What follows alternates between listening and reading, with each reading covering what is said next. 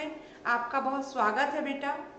आज अपन अर्थशास्त्र में अपन ने इसके पहले बेटा बजट के बारे में पढ़ा। तो बजट क्या है, बजट की परिभाषा पढ़ी, विशेषता पढ़ी और बजट का अपन ने उद्देश्य पढ़ा था। तो बजट का मतलब जो बजट एक प्रकार का क्या है, प्रशुल्क योजना है ना। और बजट आगामी वर्ष के लिए सरकार द्वारा क्या किए जाते हैं, अनुमानित व्यय तथा आय का विवरण दिया जाता है। इसके बाद है बेटा बजट का महत्व क्या होता है। महत्व के बाद अपन बेटा प्रकार भी पढ़ेंगे। तो बजट के महत्व में वर्तमान समय में बजट का मतलब बहुत महत्वपूर्ण स्थान है। आप देखिएगा बिना बजट के बेटा कोई भी कार्य संपन्न नहीं होते क्योंकि जब अपन किसी भी चीज को अपन खरीदना चाहेंगे या कुछ भी इसके लिए अपन योजना बनाएंगे, सबसे पहले अपन बजट निर्धारित करते हैं कि अपन को कितना व्यय, आय या व्यय मतलब उसमें क्या व्यय होगा।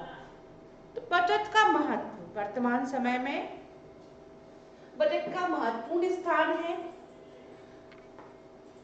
और किसी भी देश की आर्थिक प्रगति का सही आकलन, मतलब अगर आप किसी भी देश की आर्थिक प्रगति के लिए उसका सही आकलन कर उस देश की बजट नीति का आकार को देखकर किया जा सकता है।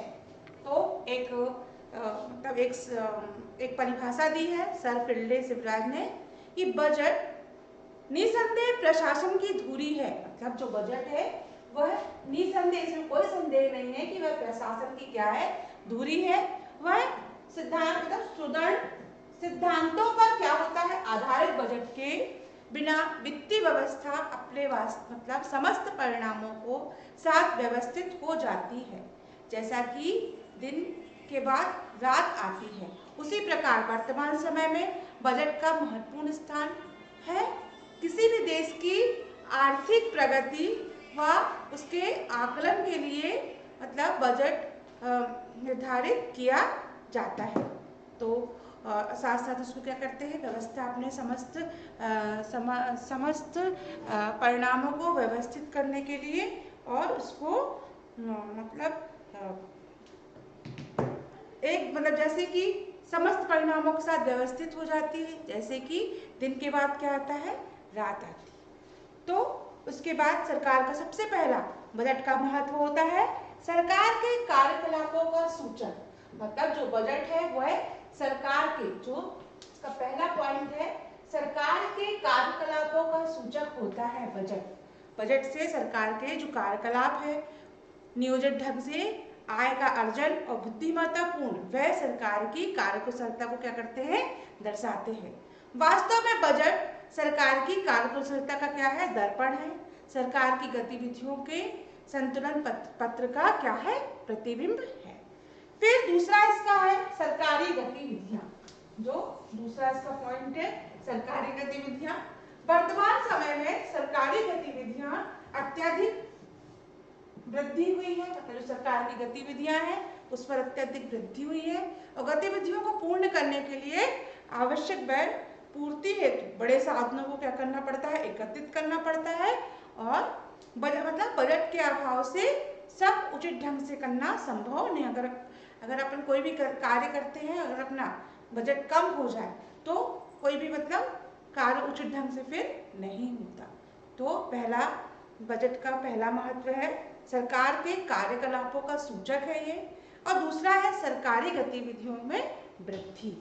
तीसरा है उत्पादन में वृद्धि। मतलब जो बजट होती है वह कैसी होती है, उससे संबंधित जो नीतियां होती हैं बजट। तीसरा कारण है इसका बजट संबंधी नीति के माध्यम से, मतलब जो नीति के माध्यम होते हैं, मतलब ये तीसरा कारण है। ये तीसरा कारण है जो उसकी नीति मतलब जो नीतियों के माध्यम से ही सरकार उत्पादन में क्या करती है, वृद्धि करती है और क्या करती है, सहयोग करना चाहती है। तो यह व्यवस्था कृषि और उद्योगों पर के क्षेत्रों पर आर्थिक सहायता दे सकती है। मतलब जो उत्पादन की वृद्धि होती है, तो अर्थव्यवस्था में अपना देश कैसा देश है, कृषि प्रधान देश है। तो अर्थव्यवस्था में कृषि और उद्योग दोनों के क्षेत्र में क्या करते हैं, आर्थिक सहायता देते हैं। औद्योगिक अनुसंधान और प्रावधान भी कर सकते हैं। आर्थिक संस्थाओं को उद्योगों के निवेश करने के लिए क्या की जाती है, प्रारूप तो उत्पादन में वृद्धि मतलब कृषि और उद्योग क्षेत्र पे अपन को क्या देते हैं, आर्थिक सहायता देते हैं। और संस्थाओं और उद्योगों में निवेश करने के लिए मतलब हमको क्या करते हैं, अपन प्रारंभ की गई हैं। अनुदान लेने के लिए अपन क्या कर सकते हैं, प्रचुर मात्रा में धन भी उठा सकते हैं। कराधान नीति के माध्यम से अनेक प्रोत्साहन दिए गए हैं। जो कराधान है उनको, जो कराधान नीति है उसके माध्यम से उसे अनेक प्रकार के प्रोत्साहन दिए जाते हैं उत्पादन वृद्धि के लिए। और अतिरिक्त प्रयुक्त धन एवं लाभ को निजी उद्योगों में क्या कर सकते हैं, अपन निवेश किया जा सके। तो ये हो गया उत्पादन में वृद्धि। तीसरा, उसके बाद है बेटा चौथा कारण है विभिन्न समस्याओं और समाधान। विभिन्न समस्याओं का समाधान मतलब जो उसका चौथा कारण है, चौथा महत्व है बजट का। चौथा महत्व ये है बेटा कि विभिन्न समस्याओं का समाधान, आर्थिक विकास को प्रेरित करने के लिए अर्थव्यवस्था के समक्ष उपस्थित विभिन्न समस्याओं का समाधान करने के लिए, जैसे कि हो गया मुद्रास्फीति की समस्या, मान लीजिए भुगतान संतुलन हो गया, मुद्रा की कमी के कारण मुद्रास्फीति और भुगतान संतुलन में घाटा आदि बजट का एक महत्वपूर्ण साधन है। तो फिर है संपत्ति और आय की असमानता को कम करता है। मतलब इसका बजट का महत्व है, पांचवा बजट का महत्व है संपत्ति और आय। जो संपत्ति और आय की असमानताओं को कम करना। तो बजट की आर्थिक स्थिति संपत्ति और आय के विवरण की विवरण की मतलब जो मात्रा होती है उसको क्या करती है, कम करती है। संपत्ति की जो असमानता होती है उनको क्या करता है, असमानताओं को कम कर सकती है। और इसकी प्रगति, कराधान कर मतलब जो प्रगतिशील है उनका कराधान कर और मृत्यु कर लगाकर सरकार धन प्राप्त कर सकती है। इससे समाज के इससे जो अपन को आय होगी है, तो उसके लिए अपन क्या करेंगे, इससे अपन जो कमजोर वर्ग के लोग हैं उनके लिए क्या होगा, ये इसको अपन कमजोर वर्ग के लिए इसका उपयोग, कमजोर वर्ग के कल्याण के लिए इसका उपयोग क्या कर सकते हैं, किया जा सकता है। तो ये बजट का महत्व हो गया। एक प्रश्न होता है बेटा, बजट के महत्व को समझाइए। 2 या 3 नंबर का प्रश्न अगर आपसे पूछा जाए तो आपको एक पॉइंट वाइज आंसर लिखना है कि वर्तमान समय में बजट का बहुत महत्वपूर्ण स्थान है। और बजट के महत्व, 4 प्रकार के बजट के महत्व हैं। सरकार के कार्यकलापों में सूचक, दूसरा हो गया सरकारी गतिविधियों में वृद्धि, तीसरा उत्पादन में वृद्धि, चौथा विभिन्न समस्याओं का समाधान, और पांचवा हो गया बेटा संपत्ति और आय की असमानता को कम करना। जो संपत्ति होती है और आय उसकी असमानता को कम करने के लिए भी बजट संबंधी नीतियां हैं, है ना। और उसके बाद है बेटा बजट के कितने प्रकार होते हैं। तो बजट के कितने प्रकार होते हैं बच्चों, 5 प्रकार होते हैं। तो अब आप बजट के प्रकार देखेंगे बेटा। बजट के प्रकार, बजट मतलब केंद्रीय बजट और राज्य बजट। बजट के प्रमुख प्रकार हैं। पहला होता है बेटा केंद्रीय बजट और दूसरा होता है राज्य का। जो केंद्र पे पारित होते हैं वो भी बजट होते हैं, केंद्र से बनते हैं जो बजट, और राज्य। तो भारत एक संघीय देश है, मतलब भारत जो है वो एक संघीय देश है, मतलब यहाँ पर विभिन्न राज्य, तो एक संघ बन गया। अनेक राज्य मतलब यहाँ पर अनेक राज्य हैं और उनकी सरकारें हैं। और एक केंद्रीय सरकार है, मतलब अपने पास जो अपना देश है वहाँ पे कई राज्य हैं और उनके जो कई राज्य हैं, अलग अलग राज्य हैं, उनका अलग अलग बजट बनता है। लेकिन एक केंद्रीय सरकार होती है। राज्य और केंद्र दोनों में क्रियाकलापों को संविधान में स्पष्ट रूप से बताया गया है। मतलब जो राज्य है और केंद्र है उन दोनों के क्रियाकलापों को समझने के लिए संविधान में स्पष्ट रूप से बताया गया है। केंद्रीय बजट को केंद्र सरकार तैयार करती है, मतलब जो केंद्र का बजट होता है वहाँ पे अब केंद्र का बजट केंद्र की सरकार तैयार करती है और जो केंद्रीय सरकार के अनुमानित प्राप्त हो और प्रस्तावित खर्चे का भुगतान विस्तार का वर्णन करता है। भारत में बजट 2 प्रकार से प्रस्तुत किया जाता है। पहला होता है रेल बजट और दूसरा होता है है बेटा बजट का मतलब दो प्रकार के बजट होते हैं, रेल बजट और मुख्य बजट। उसके बाद है बेटा रेल बजट जो होता है वह केवल भारतीय रेल से संबंधित अनुमानित मतलब जो भारतीय रेल होती है उससे संबंधित अनुमानित राशि मतलब प्रत्याशी का विस्तृत खर्च जो प्रत्याशित खर्चे होते हैं उनका विस्तृत विवरण प्रस्तुत किया जाता है। और मुख्य बजट में संपूर्ण अर्थव्यवस्था की गतिविधि और योजनाओं को प्रस्तुत किया जाता है। राज्य का बजट राज्य सरकार बनाती है। जैसे मान लीजिए मध्य प्रदेश सरकार का मतलब जो मध्य प्रदेश सरकार होगी तो राज्य का बजट कौन बनाएगा, मध्य प्रदेश सरकार के माध्यम से। राज्य का बजट राज्य बनाती है, तैयार करती है। जैसे मध्य प्रदेश सरकार, महाराष्ट्र सरकार का बजट। राज्य सरकार केंद्र सरकार से सहायता अनुदान प्राप्त करता है, मतलब जो अलग अलग राज्य हैं वो केंद्र सरकार से मतलब सहायता और अनुदान क्या करते हैं, प्राप्त करते हैं। और जिसका अनेक पृथक बजट व केंद्रीय बजट में उल्लेख किया जाता है। तो राज्य सरकार का बजट कौन सरकार बनाती है, राज्य सरकार बनाती है। मध्य प्रदेश सरकार और उसकी सहायता हेतु अनुदान देने के लिए कौन देता है उसको, केंद्र सरकार के द्वारा उनको सहायता प्राप्त होती है, जिसमें अनेक पृथक बजट और केंद्रीय बजट का उल्लेख होता है। उसके बाद है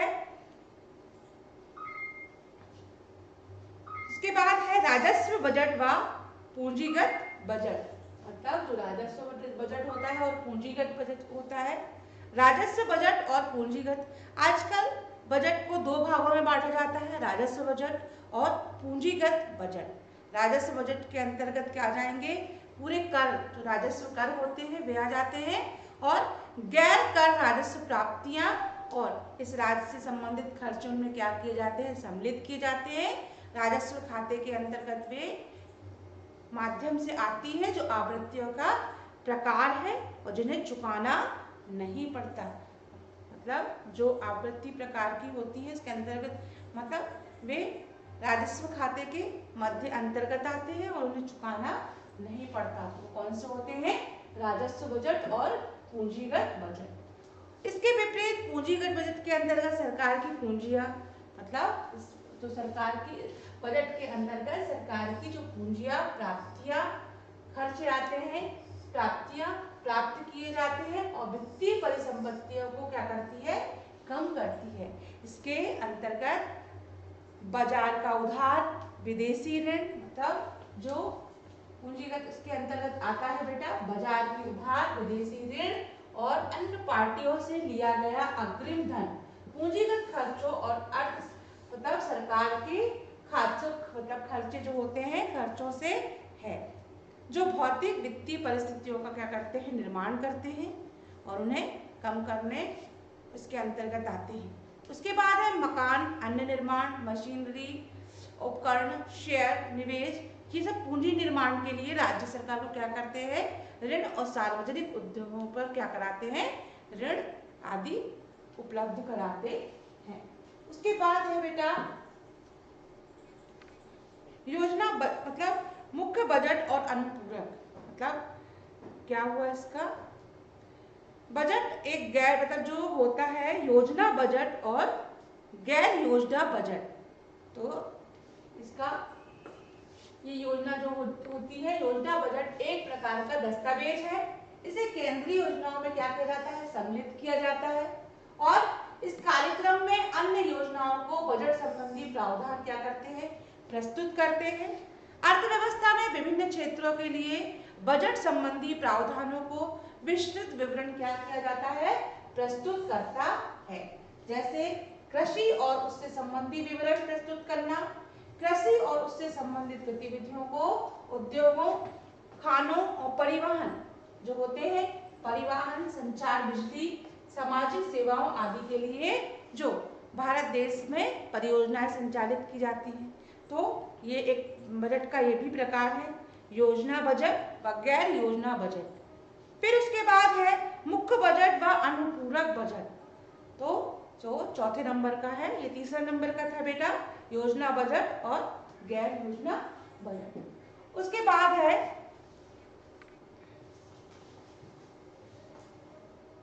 बाद रहेगा आपका चौथे नंबर का बजट रहेगा मुख्य बजट और अनुपूरक बजट। तो ये बजट के प्रकार में आपका होगा मुख्य बजट,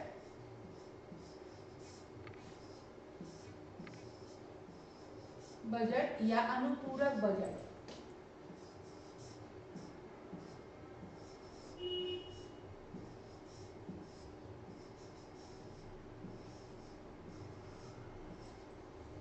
अनुपूरक बजट।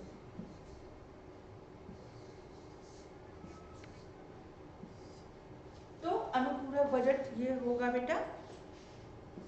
तो अनुपूरक बजट वो होते हैं जो मुख्य बजट सरकार के द्वारा संपूर्ण वर्ष के लिए प्रस्तुत किया जाता है। जो मुख्य बजट होता है वह सरकार के द्वारा क्या होता है, सरकार के द्वारा पेश किया जाता है।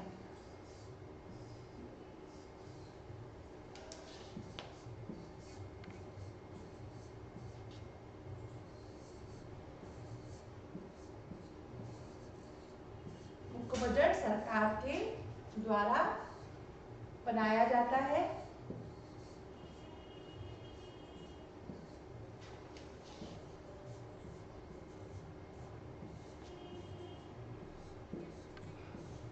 तो मुख्य बजट बाजार के द्वारा बनाया जाता है और इसमें क्या होता है कि ये संपूर्ण वर्ष के लिए अनुमानित प्राप्तियों खर्चों का एक विवरण होता है और इसे अनुपूरक बजट या वह बजट है जो देश की सरकार द्वारा युद्ध काल में, भूकंप मतलब जो वित्तीय मतलब आपदाएं होती हैं इस काल में, इनके लिए जो आपातकालीन परिस्थितियों में संसद में प्रस्तुत किया जाता है। तो ये जो बजट इसको युद्ध में, बाढ़ में, भूकंप में, युद्ध, बाढ़, भूकंप,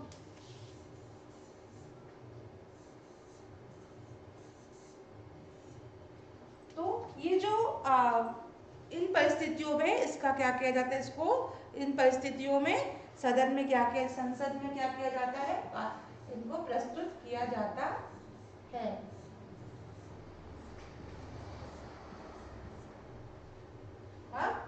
जो आपदा परिस्थितियां होती हैं उस काल में इनको क्या किया जाता है, प्रस्तुत किया जाता है।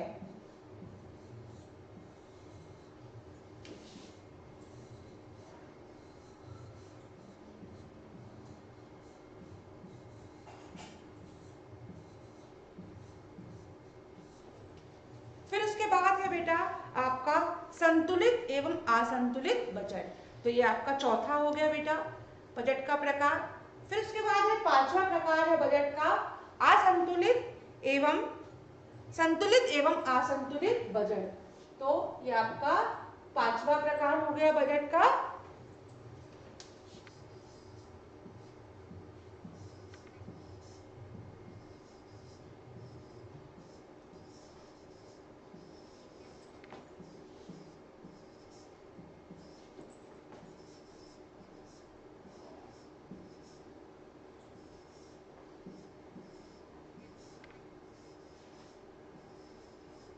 असंतुलित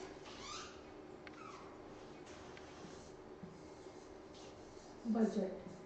तो ये आपका बजट का पांचवा प्रकार हो गया। तो असंतुलित बजट क्या होता है, बजट संतुलित और असंतुलित दोनों प्रकार के होते हैं। जो बजट होते हैं वह संतुलित और असंतुलित दोनों प्रकार के होते हैं। सरकारी राजस्व और खर्चे समान हो और उसकी जो मतलब जो सरकारी होते हैं वे क्या होते हैं, संतुलित बजट कहलाते हैं। मतलब सरकारी राजस्व खर्चे होते हैं जो सरकारी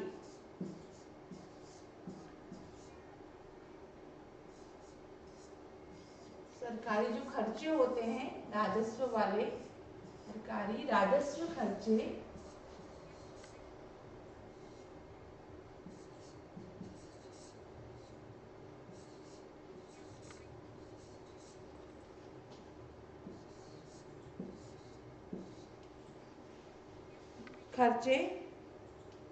तब सरकारी बजट संतुलित कहलाता है।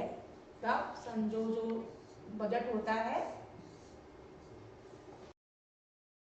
जो होते हैं बेटा मतलब जो राजस्व की तुलना में खर्च अधिक कम, मतलब जो खर्चे होते हैं वह कम होते हैं और उसको क्या कहते हैं, असंतुलित बजट।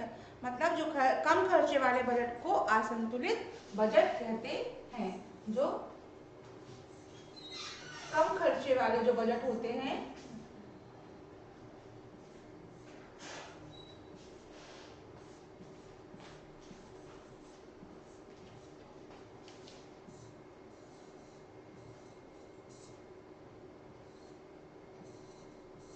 कम खर्चे वाले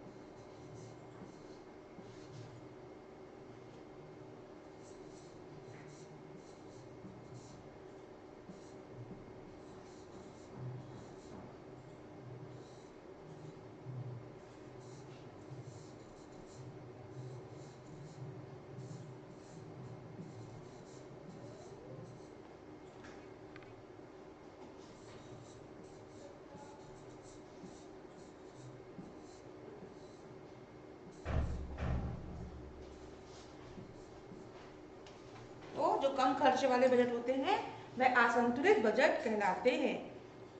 घाटे का बजट के अंतर्गत घाटे की राशि जनता से उधार लेकर सरकार के पास एकत्रित कोष में धन निकालकर उसको क्या किया जाता है, पूरा किया जाता है।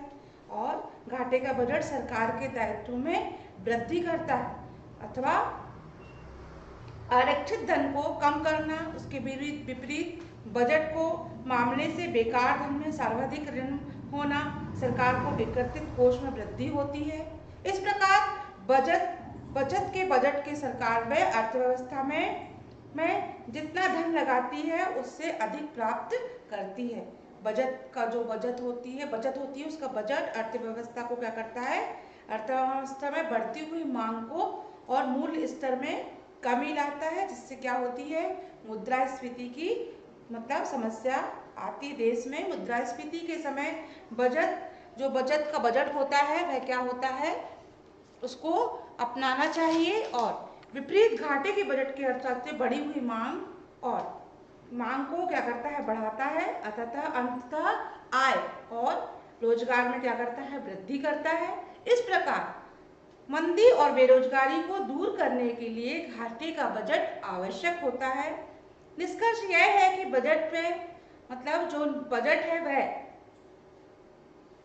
मुद्रास्फीति की जो मुद्रास्फीति होती है उसकी समस्या के समाधान के लिए, जबकि घाटे का बजट जो होता है वह सलामती और बेरोजगारी के समस्या को मतलब क्या करता है, समाधान के लिए दी जाती है।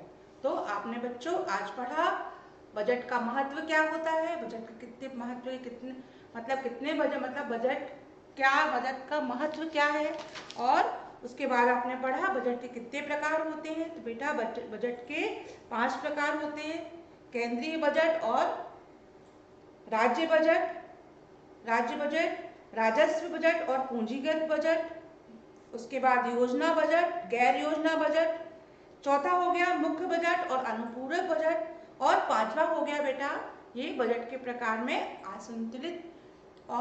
संतुलित और असंतुलित बजट। तो आपने आज बजट का महत्व और प्रकार का अध्ययन किया। बेटा मतलब प्रश्नों में पूछा जा सकता है कि बजट के प्रकार लिखिए और बजट का क्या महत्व होता है। तो इस प्रकार के क्वेश्चन के ये आंसर इसी के अंतर्गत आए। धन्यवाद बच्चों।